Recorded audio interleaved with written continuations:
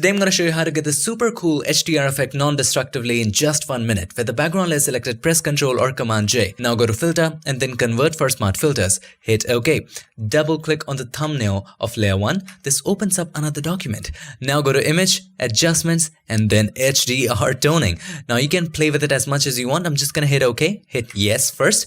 And then I'm going to select a preset. Click on the preset drop-down menu, and for this example, I'm going to choose Photorealistic High Contrast and just hit OK. Press Ctrl or Command S to save it. Once it saves, if you go back to the original document, have a look. This has been updated. Hold the Alt or Option, click on the mask button to create a black mask. Now take the brush with the flow somewhere around 20-30. I'm going to select 30. Paint on the areas where you want the effect. So I'm going to paint right here with white. And that's how to apply this effect non-destructively. As you can see, it's on its own layer. You can increase or decrease the opacity. Otherwise, HDR toning flattens everything. With a little bit of work, here's the before and here is the after.